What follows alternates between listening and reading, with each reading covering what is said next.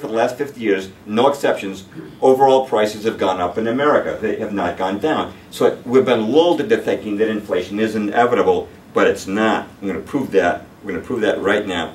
This is a graph from Oregon State University, price levels in America from 1665, the days of the Pilgrims, until now. I want you to notice that for the first 250 years of our history, there was zero net inflation. If you bought a pair of shoes in 1900, they would have cost you about the same as they did back in George Washington days. No inflation for 250 years, but look at that spike on the right. Now some people might say, well, Mr. Perloff, it wasn't a flat line back then. No, there were some blips in the graph. What were those blips? Those blips were wars. Revolutionary War, War of 1812, Civil War. Well, what happened is, during these wars, the American government would print money to help pay the cost of the war. Of course, when you print money, money loses its value, prices go up. But notice that after those wars, prices always went back to their usual value. But check it out, World War I, we inflate again, but this time money does not go back to its usual value, and then it just takes off like a skyrocket. Something must have happened, right? There's no effect without a cause. What was that cause? The creation of the Federal Reserve in 1913. Now the chairman of the Federal Reserve is November. That is not photoshopped in any way. There's an actual picture of Bernanke testifying before Congress. The Fed chairman has been called the economic czar of America because he and the Federal Reserve Board set interest rates. And by doing that, they also control the direction of the stock market. If they make interest rates go high, CDs will start to look attractive. People are going to take their money out of the riskier stock market. But if interest rates go really low like they are now, a lot of money is going to flow into the stock market. Now, how did the Federal Reserve get started? Most people would say, I have no idea. It must have been some act of our government, right? Yes, Federal Reserve Act of 1913, but who was the man who introduced the original legislation? It was this man, Senator Nelson Aldrich. Now, most people today don't know who Nelson Aldrich was, but a lot of people still remember this man, Nelson Rockefeller. He was vice president under Gerald Ford, long governor of New York, a billionaire, one of the most powerful men in the world. His full name was Nelson Aldrich Rockefeller. It was named for his grandfather, Nelson Aldrich, whose daughter married John D. Rockefeller Jr., and whose son, Winthrop Aldrich, became president of the Rockefeller's Chase National Bank. They were closely interlocked, and insiders knew that when Senator Aldrich spoke on Capitol Hill, he was speaking for the Rockefellers and their allies in the world of high finance. But here's what you need to know about the legislation that Aldrich brought forward for the Federal Reserve. He didn't write a word of it. The Federal Reserve legislation was actually carved out at a private 9-day meeting in secret on Jekyll Island off the coast of Georgia in 1910. Now, today Jekyll Island is open to the public, but at that time it was the private retreat of the Morgans, the Rockefellers, the Astors, and the Vanderbilts. And some people would say, well, Mr. Perloff, that's just a crazy conspiracy theory. Actually, it's not. You can go down to Jekyll Island today and stay at the Jekyll Island Club Hotel, and they'll let you see their Federal Reserve Room, which is the room, that's what they call it, the Federal Reserve Room, where the Federal Reserve legislation was written. And the guy who first broke the story on Jekyll Island was actually B.C. Forbes, founder of Forbes magazine. And one of the men who attended it, the meeting at Jekyll Island, wrote about it in his memoirs. Remember I was talking about the Spanish-American War and how National Citibank, the forerunner of Citibank, loaned America $200 million to fight that war? Well, that loan was negotiated by the Assistant Secretary of the Treasury, Frank Vanderlip. After the war, he left the government, and National Citibank rewarded him by making it their president. And as their president, he attended the Jekyll Island meeting and wrote about it 25 years later. Here's what Frank Vanderlip wrote. There was an occasion near the close of 1910 when I was as secretive, indeed as furtive, as any conspirator. I do not feel it is any exaggeration to speak of our secret expedition to Jekyll Island as the occasion of the actual conception of the Federal Reserve System. We were told to leave our last names behind us. We were told further that we should avoid dining together on the night of our departure. We were instructed to come one at a time and as unobtrusively as possible to the terminal of the New Jersey Littoral of the Hudson, where Senator Aldrich's private car would be in readiness attached to the rear end of the train for the south. Once aboard the private car, we began to observe the taboo that had been fixed on last names. Discovery, we knew, simply must not happen. If it would be discovered that our particular group had got together and written a banking bill, that bill would have no chance whatever of passage by Congress. So who's at the meeting? Well, the world's 3 biggest banking houses were represented at this meeting. And believe it or not, they represented 25% of all the wealth in the world at that time. Representing the House of Rockefeller was Senator Aldrich on the right and Frank Vanderlip. Representing the House of J.P. Morgan, were left to right, Benjamin Strong, head of J.P. Morgan's Bankers Trust Company, Henry Davison, senior partner, J.P. Morgan and Company, and Charles Norton, head of Morgan's First National Bank of New York. But the most important man at the meeting, and the man who actually ran it, was Paul Warburg, who was there representing the Rothschild European interests.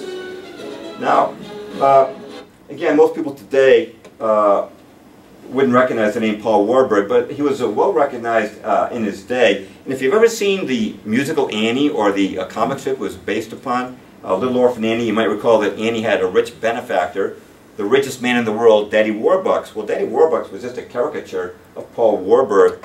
The cartoonist simply took the name Warburg and changed it to Warbucks. I don't think that Daddy Warbucks is a particularly good representation of Paul Warburg. If you were looking for a fictional banker to represent him, I think this guy probably did a better job. Yeah. But who was Paul Warburg? Paul Warburg was a German banker. He had long worked in association with the Rothschilds, establishing central banks in Europe, and they made immense profits by having the central banks loan money to the governments of Europe. And in 1902, the Rothschilds sent Warburg to America with instructions to found a similar bank here. As soon as he arrived here, he became a partner in Kuhn Loeb and Company, which was the Rothschilds' banking satellite in New York City, and he quickly formed an alliance with John D. Rockefeller and J.P. Morgan. This alliance was nothing new because the Rothschilds had provided the seed money for John D.'s Standard Oil fortune, and they bailed out J.P. Morgan when he was in trouble in the 19th century. Now in 1907, J.P. Morgan, who controlled a large number of newspapers, started a phony rumor about the insolvency of some rival banks. And that led to runs on these banks. If you've seen the movie It's a Wonderful Life, they have a perfect example of a run on the bank. You know, banks, of course, make money by loaning out money on deposit. But in those days, before they had FDIC insurance, you know, if a bank loaned out too much money and the depositors panicked, all wanted their money at once, the bank could collapse, and depositors who didn't withdraw in time could lose everything. That's what happened in 1907. And following the so-called panic of 1907, Rockefeller's newspapers and Morgan's newspapers and Senator Aldrich in Congress began clamoring, America must have a central bank to avoid further such catastrophes. But why did they want a central bank? Well, who do you suppose Woodrow Wilson appointed vice chairman of the Federal Reserve Board where he would set America's interest rates? Paul Warburg. Who gets appointed head of the New York Federal Reserve, nucleus of the system? Benjamin Strong. The very men who sat at Jekyll Island and planned the Federal Reserve in secret were not given control of it. The foxes were running the hen house. But why do they want a central bank in the first place? Well, Paul Warburg at Kuhn Loeb and Company was making a salary of $500,000 a year. That was a lot of money back then. That's like well over $10 million in today's dollars. He gave that up for a Federal Reserve position that paid $12,000 a year. Now, why did he do that? Patriotic altruism, Mr. Perloff, wanted to stabilize the economy? Let me suggest this. Paul Warburg said to himself, why should I make a piddling, diddling, measly $500,000 a year at Kuhn Loeb when I can make countless millions for myself and my friends in high finance by setting interest rates in America? I snapped my fingers once. Stock market's going up. Snap them twice. Stock market, she's gonna go down. Which brings us to motive number one for the creation of the Federal Reserve, which is control of the stock market. Now, I do like to become my own critic once in a while. Mr. Perloff, I've been listening to here tonight, yipping and yapping about this conspiracy this, conspiracy that. Give me a break, will you? Listen, folks, let me get the real deal, okay? This guy Perloff's trying to pass himself off as a serious student of history. No way. You know what he is? He is a conspiracy theory nut. I'm going to prove it to you. Because unknown to Mr. Perloff, I had him followed around by a detective, okay, recently. I'm going to prove to you he has the 10 top characteristics of a conspiracy theory nut. Number one, his eyes are crossed. See that? He can't even focus them, okay? Number two, he foams at the mouth. Look at him ranting and raving about his strange political ideas. Number 3 is paranoid about this country's leaders. Look at that. Can't you just hear him saying, they're out to get me? I never miss. See, i.e. the government is out to get me. Number 4, like all these conspiracy guys, member of a militia group, very violent, you know. Number 5, he's got conspiracy on the brain. You know, that's all the guy thinks about all day is conspiracy. You know what? If his Aunt Tilly falls down the stairs, they'll say, David Rockefeller must have put you. Yeah, sure, give me a break. Number 6, not very bright. You know, if you double this guy's IQ, I bet you get a 2-digit number. Number 7, and this is particularly sad, the poor goof really believes that Elvis Presley is still alive and living on a UFO. In fact, if you listen carefully, I think you can hear Elvis in Mr. Perloff's brain.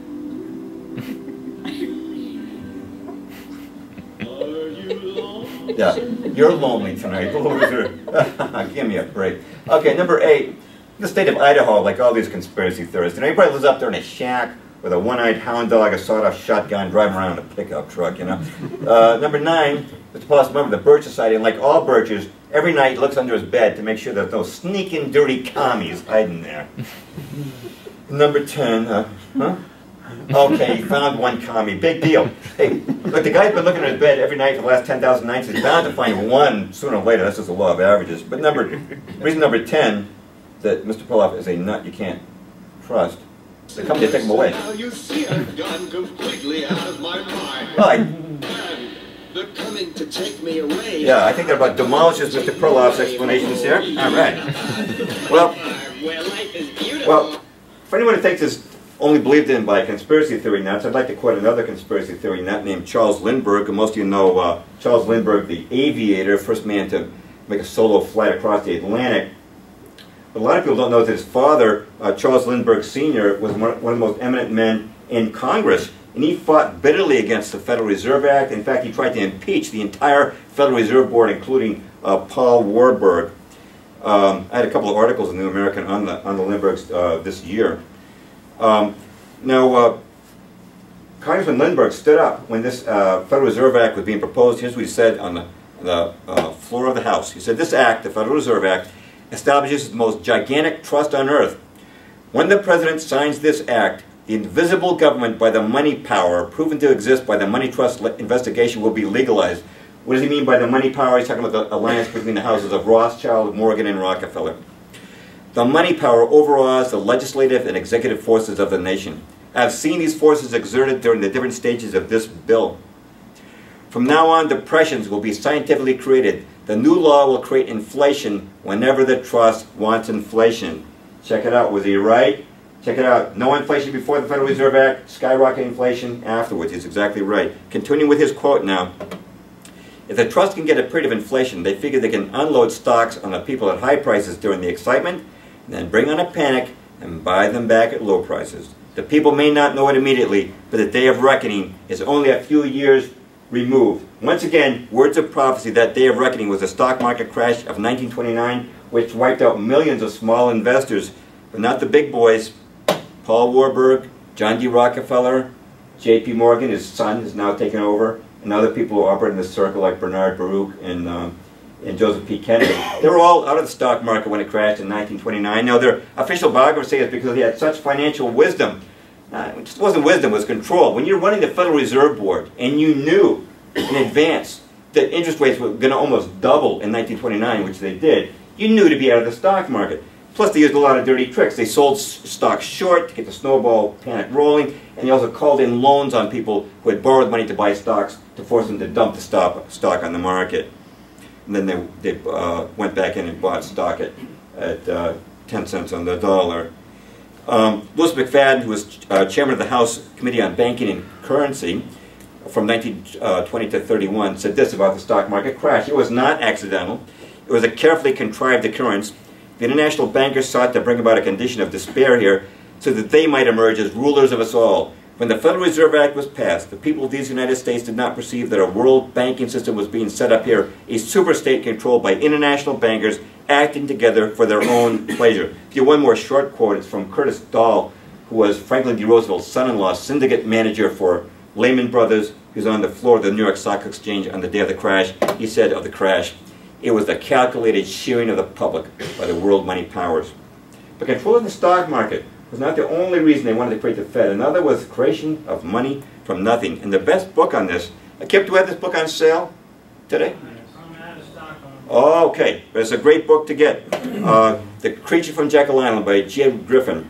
Now, we have a very expensive government, as you know. You know, under Obama, our deficits have been running over $1 trillion a year. Not our budget, but our deficits, $1 trillion a year, which means that the federal government spends about $3 billion more than it takes in each day of the year. Now, how does our government take in money? Well, through income tax, right, and by selling bonds. But actually, bonds are a lousy way to fund the government because that's just debt. It's money you have to repay later with interest. But even with all the money our government gets from bonds and the income tax, it still has a shortfall of about $3 billion a day. Now, how can they do that? How do they keep paying federal employees, Medicare recipients, Social Security recipients, defense contractors? How do you keep going when you're not taking in enough money? Well, J. Griffin explains the mechanism. Let's say that the federal government needs $1 billion this week to pay the salaries of the federal employees, and they don't have it. They send a representative of the Treasury over to the Fed building, which we see on the right, and at the Federal Reserve, a banker there literally writes out a check to the U.S. Treasury for $1 billion. But here's what you need to know. This $1 billion is not based on assets the Fed holds. It's fiat money. It's money created from nothing. Now, if you or I did that, we wrote a check, no assets to back it up, we'd go to jail. These guys do it, and it's perfectly legal. The term, technical term the Fed uses for it is monetizing the debt. You might wonder, well, that helps the government. How does it help these bankers?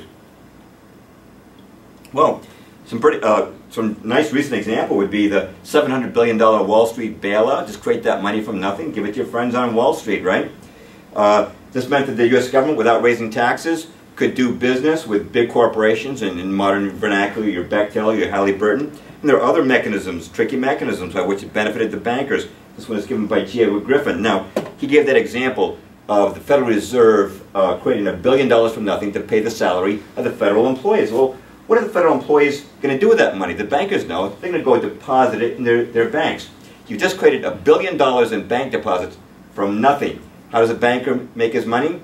By loaning out money on deposit.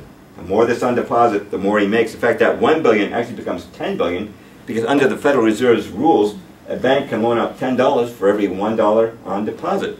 What does that mean for the bankers? Endless profits. What does it mean for the rest of us?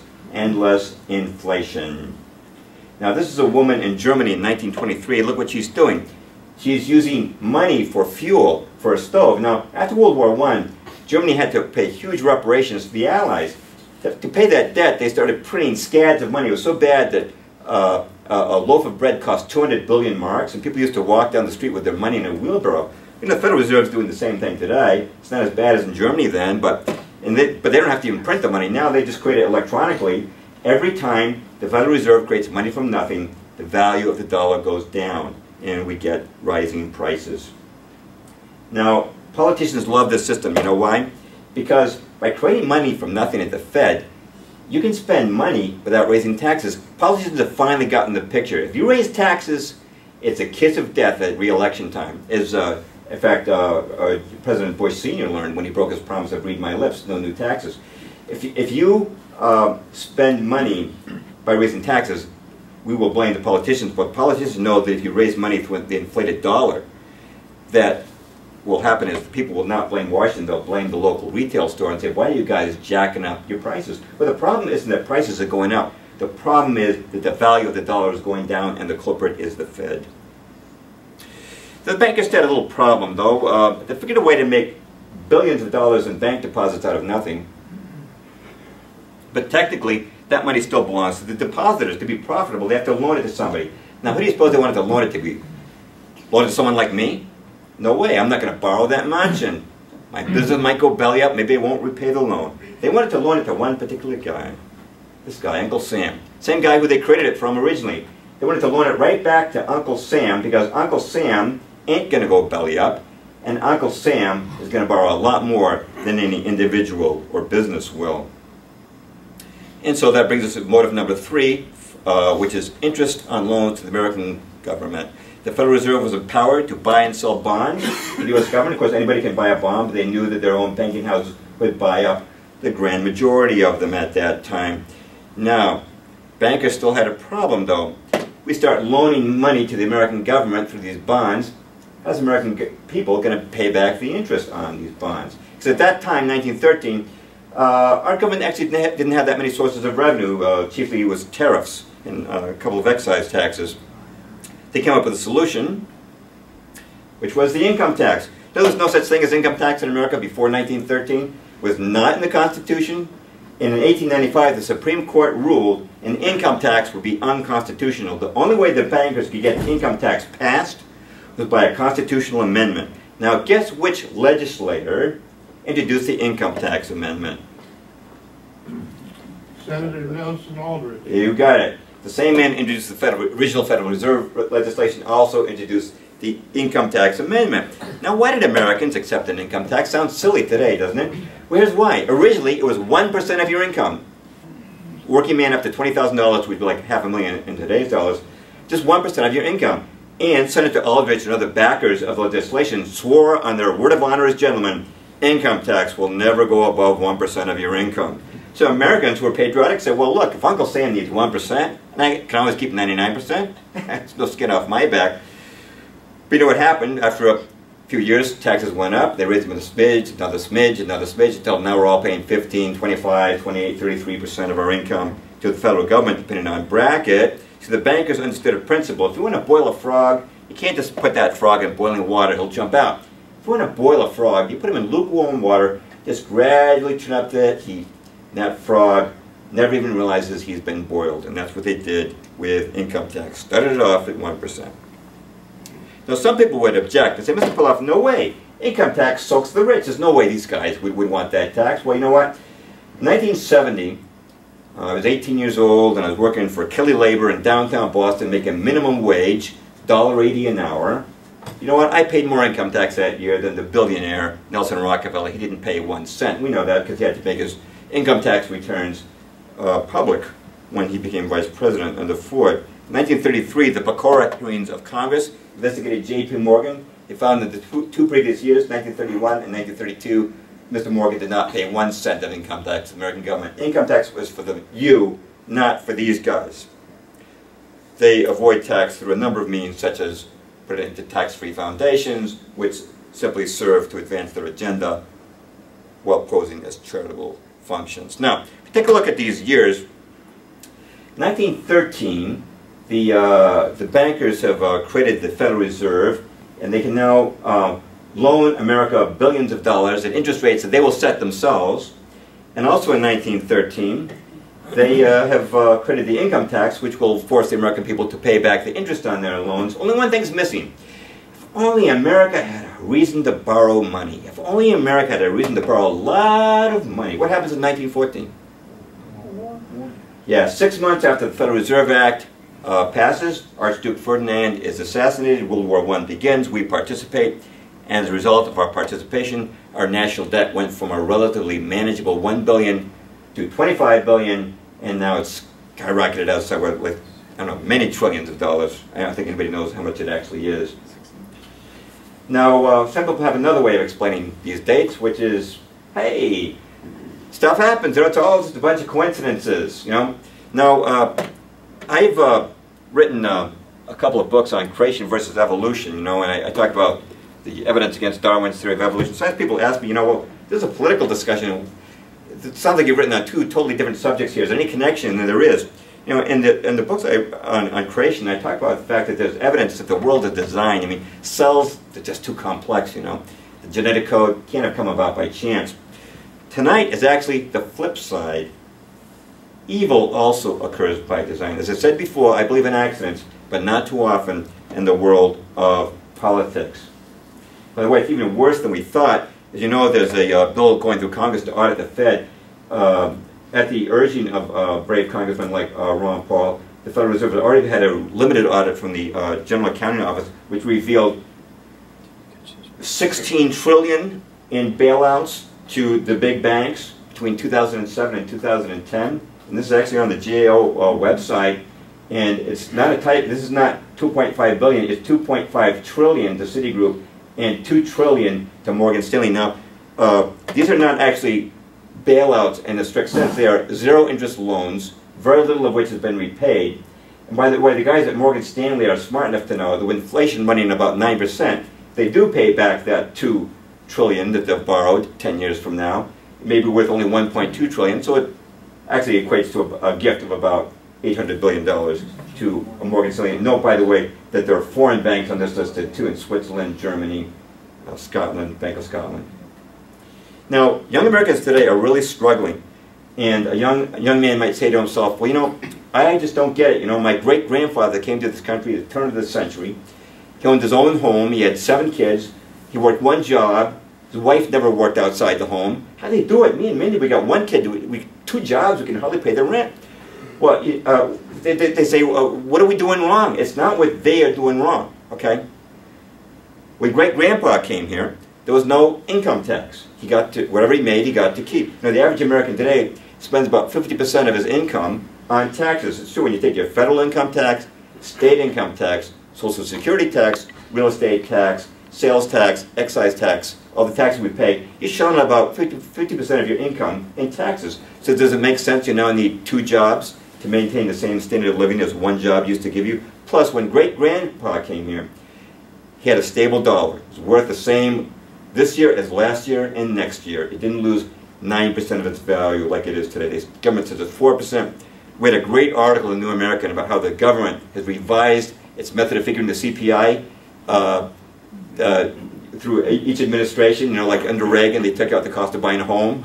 I mean, that isn't part of inflation, right? It's part of the cost of living, right? Inflation is actually about 9% today, and it is just wiping people out. But you'll be glad to know that the bankers have a solution. They really feel bad about this. They found a way to help us all out. That's why every day you get 3 offers for one of these in the mail. The bankers say, you know, we know you guys can't afford to pay for groceries this week, so just swipe some plastic, and we feel real bad for you guys, but of course we will have to charge you 14% interest on that. So it's quite a game, isn't it? Quite a gimmick. These guys create the taxes and inflation that rob us of our income, and they want to make up for it. We have to borrow the money back from them.